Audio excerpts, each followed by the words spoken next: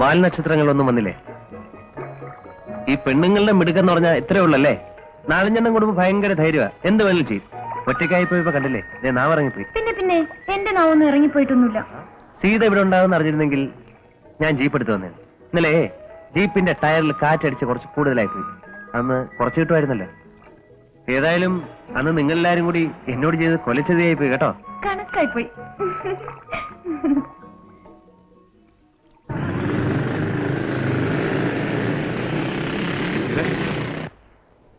എന്താ? അല്ല, എന്നെ കണ്ടിട്ട് ഒരു മയമില്ലാതെ നമുക്ക് കുറച്ചേരം വല്ലതും മിണ്ടിയും പറഞ്ഞു നിൽക്കാം. എനിക്ക് പോയിട്ട് വേറെ ജോലിയുണ്ട്, താൻ വേറെ ആളെ നോക്ക്.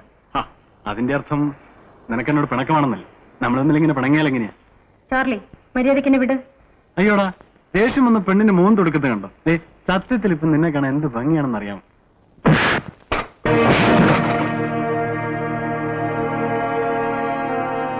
ചാർലി, നിന്റെ വേഷം കെട്ടൊന്നും തീരെടുത്ത് വേണ്ട. സോറി ദാസേട്ടൻ, ഇനി ഇങ്ങനെ ഉണ്ടാവില്ല.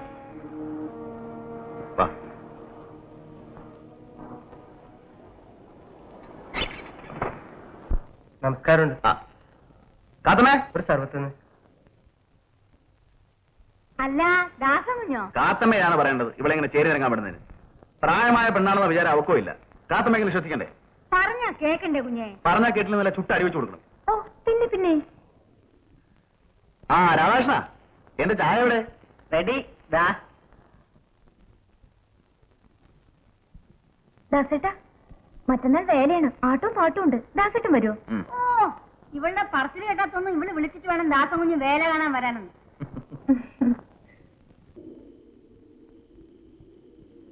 കഴിഞ്ഞ കൊല്ലത്തെക്കാൾ കേമായിരുന്നു ഇക്കൊല്ലത്തെ വേല, അല്ലേ അന്തോണി? ഏതായാലും അടുത്ത കൊല്ലത്തെ വേലയ്ക്ക് സീത ഉണ്ടായില്ല. ഉണ്ടാവാതെ പിന്നെ ഞാൻ എന്താ കാശിക്ക് പോന്നു? അതല്ല, പിന്നെ അപ്പോഴേക്കും സീത ആരെങ്കിലും കെട്ടിക്കൊണ്ടു പോകൂലേ? പിന്നെ അങ്ങനെ പിന്നെ ആരും കെട്ടണ്ട.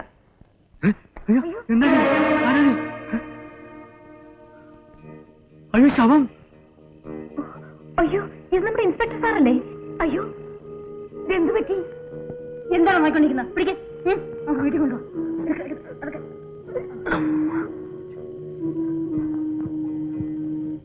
വീടോട്ട് കിടത്താം.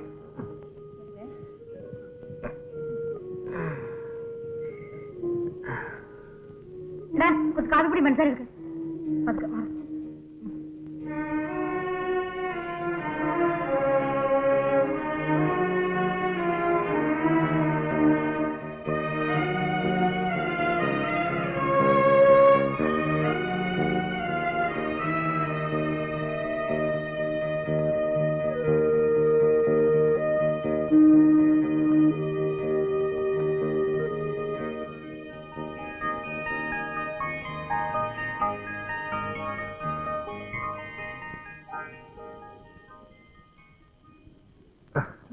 കുറച്ചു നേരം കൂടെ കിടന്നോ സാറേ? വേണ്ട, ഞാൻ എങ്ങനെ ഇവിടെ വന്നു? ഞങ്ങൾ വേല കഴിഞ്ഞ് വരുമ്പോ സാറ് കടപ്പുറത്ത് ചത്തുപോലെ കിടക്കായിരുന്നു. അയ്യോ, നാളെ പോകാം, ഇന്ന് ഇവിടെ കിടന്നോ? സാരമില്ല, ഞാൻ പോയിക്കോളാം. അതെ, സാറിനെ വീട്ടിൽ കൊണ്ടുവന്നാക്കിക്കോ.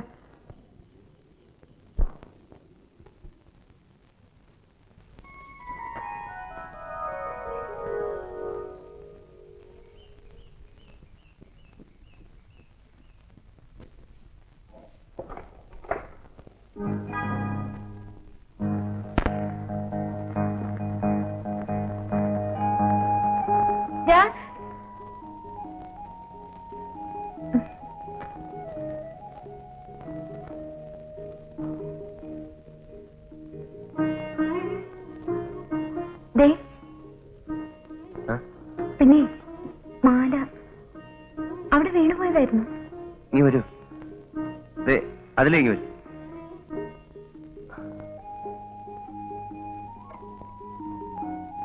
അച്ഛന്റെ മാലയായിരുന്നു. ഊർന്നു പോയ ഞാൻ അറിഞ്ഞില്ല. എങ്ങാനും കാണാതെ പോയിരുന്നെങ്കിൽ കഷ്ടമായിപ്പോനെ.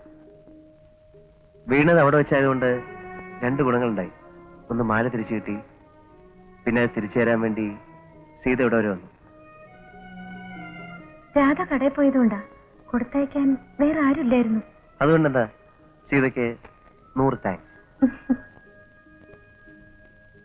ഇത്രയും വലിയ വീട്ടിൽ ഒറ്റയ്ക്കാ താമസം? എന്ത് ചെയ്യാനാ, ഒറ്റയ്ക്കേ ഉള്ളു തൽക്കാലം. പറ്റിയൊരു പെണ്ണിനെ കിട്ടിയ താലി കെട്ടി കൂടെ താമസിച്ചാ കൊള്ളാന്നുണ്ട്. വേഗം നോക്കിക്കോ, അതാ നല്ലത്. അല്ലെങ്കിൽ ഇന്നത്തെ പോലെ എവിടെയും പോയി തല്ലുകൊണ്ട് വരുമ്പോ നോക്കാൻ ആരും ഉണ്ടാവില്ല. അതുകൊള്ളാം. സീതയുടെ വർത്താനം കേട്ടതൊന്നും ഞങ്ങൾ പോലീസുകാർക്ക് ദിവസവും തല്ലുള്ള ജോലിയെന്ന്. എന്താ? തല വിങ്ങുന്നു, നല്ല പനിയുണ്ട്. മരുന്ന് കഴിച്ചില്ലേ? മരുന്ന് കഴിച്ചു. തൽക്കാല ആവശ്യം നല്ല ചൂടുള്ള ഒരു കട്ടൻ കാപ്പിയായിരുന്നു. എന്ത് ചെയ്യാനാ, സീതയുടെ കട എവിടെ ആയിപ്പോയില്ലേ? കാപ്പിപ്പൊടിയും പഞ്ചസാര ഉണ്ടെങ്കിൽ ഞാൻ ഉണ്ടാക്കി തരാം. എവിടെ ഇരിക്കുന്നേ? കാപ്പിപ്പൊടി പഞ്ചസാര എവിടെ ഇരിക്കുക? അടുക്കളയല്ലേ? അടുക്കള എവിടെയാ? ദേ അവിടെ, അവിടെ. ആ.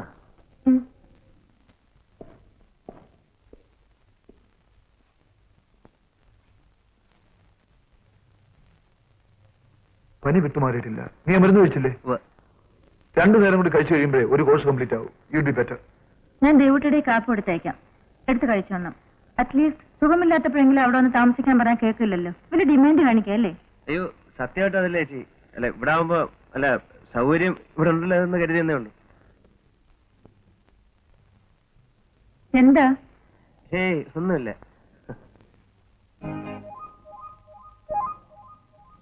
ഇതാ കാപ്പി. നല്ല ചൂടുണ്ട്. ഇങ്ങനെ തന്നെ കഴിച്ചോ.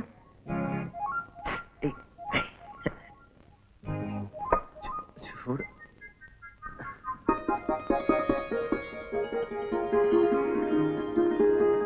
ഞാൻ പോണു.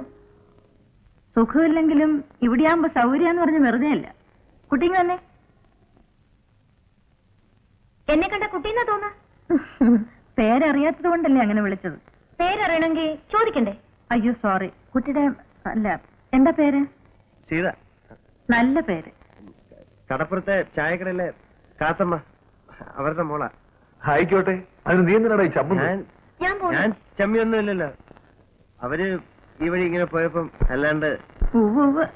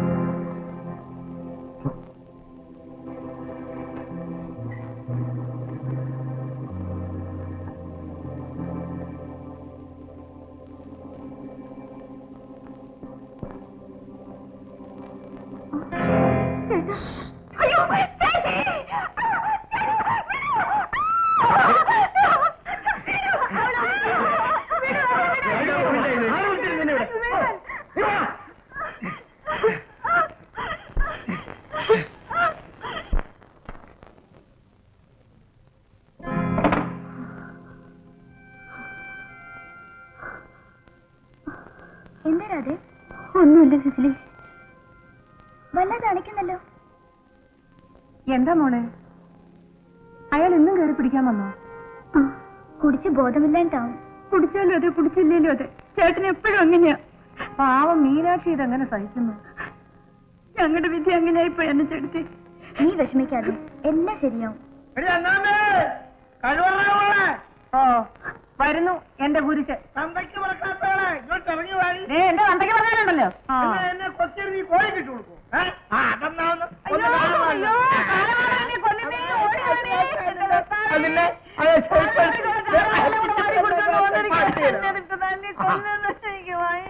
അയ്യോ അയ്യോ എന്റെ കർത്താവേ, എത്രയോ കൊള്ളാവുന്ന വീട്ടിൽ നിന്ന് എനിക്ക് ആലോചന വന്നത് ഈ കാലമാണെന്ന് കൂടെ പോകാനാണല്ലോ എനിക്ക്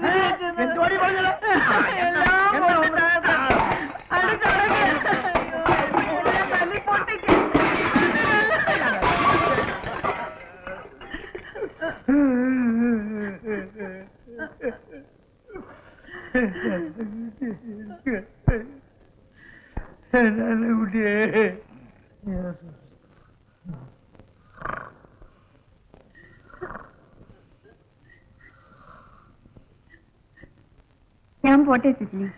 നീ കിടന്നുറങ്ങാൻ നോക്ക്. നേരെ ഒരുപാടായി. അയ്യോ രാധേ, അയാൾ ഇനിയും വന്നാലോ? തലേനോട് ചോട്ടില് മൂർച്ചയുള്ള എരിവാളുണ്ട്. എടുത്ത സ്ഥാനത്ത് നോക്കി കൊത്തും. പാവം എന്റെ ചേച്ചി ഓർത്താ ഞാൻ പോട്ടെ പോട്ടെന്ന് വെക്കുന്നത്. ഞാൻ പറയുന്നത് കേക്ക്. ഇനിയിപ്പോ അങ്ങോട്ട് പോണ്ട, ഇവിടെ കിടക്കാനേ. വേണ്ട സിസിലി, ഞാനല്ലേ പറയുന്നേ, ഇന്ന് പോണ്ട.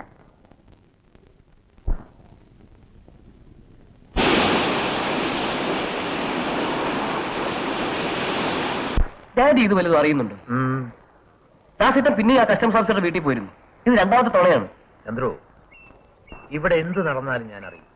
മനസ്സിലായോ? ദാസേട്ടൻ അവരുമായിട്ടുള്ള അടുപ്പം ഇങ്ങനെ തുടർന്നാൽ നമ്മൾ എങ്ങനെ വിശ്വസിച്ച് വരെ കാര്യങ്ങൾ പ്ലാൻ ചെയ്യുക?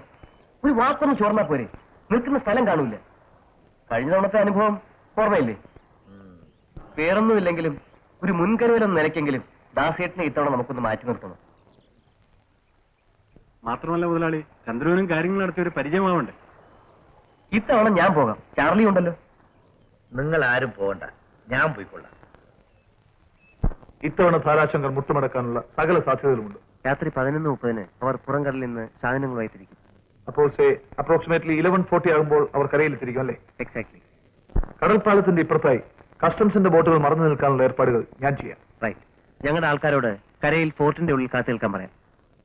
ഭാഗ്യത്തിന് നാളത്തെ അവരുടെ ഓപ്പറേഷൻസിനെ കുറിച്ചുള്ള വിവരങ്ങൾ ഇത്രയും അഡ്വാൻസ്ഡ് ആയിട്ട് നമുക്ക് കിട്ടി. That is fine. ഊണ് കഴിക്കൊന്നും വേണ്ടേ?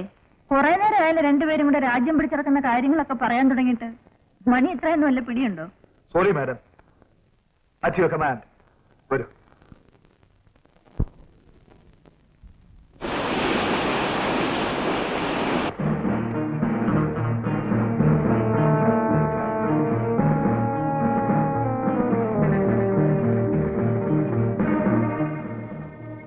ആരാത്?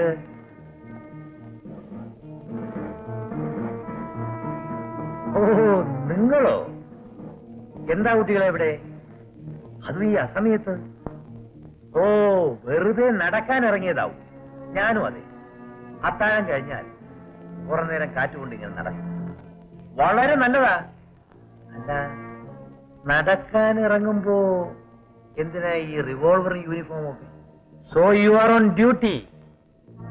സമ്മതിക്കണം കേട്ടോ. രാത്രി എന്നില്ല, പകലെന്നില്ല. ഇങ്ങനെയുണ്ടോ ഒരു ഡ്യൂട്ടി കോൺഷ്യസ്നസ്? ആട്ടെ, സമയം എത്രയായി? ഞാൻ വാച്ച് എടുത്തില്ല. 11:20. വരൂ, നമുക്ക് അല്പം നടക്കാം. ഈ കടൽ തീരത്തിലൂടെ ഇങ്ങനെ നടന്നാൽ മനസ്സും അതെ ശരീരവും പെട്ടെന്ന് ഫ്രഷ് ആവും. പ്രതീക്ഷിക്കാതെയുള്ള ഫെയിലിയേഴ്സിനെ അതിജീവിക്കാനുള്ള സ്റ്റാമിന കിട്ടും. കമോൺ, എന്താ മടിച്ചു നിൽക്കുന്നത്? 11:20 ആയുള്ളൂ. ഇനിയും സമയമുണ്ട്. രാത്രി 11:30 പുറംകടലിൽ നിന്നും സാധനങ്ങളുമായി തിരിക്കും. ഒരു 11:40 ആവും കരയിലെത്താൻ. സമയമുണ്ടെന്ന്. വരൂ. കസ്റ്റംസ് ബോട്ടുകൾ എവിടെയാണ് കിടക്കുന്നത്? ഓ, ഞാൻ മറന്നുപോയി. കടൽ പാലത്തിന് ഇപ്പുറത്ത്. ഫോർട്ടിനുള്ളിൽ പോലീസുകാർ. പാവങ്ങൾ. എല്ലാവരും ഉറക്കൊഴിച്ച് കാത്തിരുന്നിട്ട് ഒടുവിൽ നിരാശരായി മടങ്ങേണ്ടി വരിക. So sorry. സാധനങ്ങൾ 8 മണിക്ക് എത്തേണ്ടടുത്ത് എത്തിക്കഴിഞ്ഞു. സാരമില്ല, ചിലപ്പോൾ ബെറ്റർ ലക്ക് അടുത്ത തവണയായിരിക്കും. അങ്ങനെ സമാധാനിക്കാൻ തൽക്കാലം. ഞങ്ങളെക്കാൾ ബുദ്ധി നിങ്ങൾക്കുണ്ടെന്ന് നിങ്ങൾ വിശ്വസിച്ചു. അവിടെയാണ് തെറ്റുപറ്റിയത്. ഞാൻ എന്താണ് ചെയ്യാന്നറിയാമോ? എന്നേക്കാൾ ബുദ്ധി നിങ്ങൾക്കുണ്ടെന്ന് ആദ്യമേ അങ്ങ് ഉറപ്പിക്കും. അപ്പോഴെന്താണ് ചെയ്യുക? നിങ്ങളുടെ ബുദ്ധി കടന്നു ചെല്ലുന്നതിന്റെ അപ്പുറത്തെത്താനാവും പിന്നെ എന്റെ ശ്രമം. മനസ്സിലായോ? അതുകൊണ്ടാണ് താരാശങ്കർ എപ്പോഴും വിജയിക്കുന്നത്. എപ്പോഴും എന്ന് പറയാതെ ഒരിക്കൽ കൂടി നിങ്ങൾ വിജയിച്ചെന്ന് പറയൂ. Take it from me mister Tarashankar. അടുത്ത തവണ നിങ്ങളുടെ മുഖത്ത് നോക്കി ചിരിക്കുന്നത് ഞാനായിരിക്കും. Good. Better luck next time. പറ്റ കുട്ടികളെ.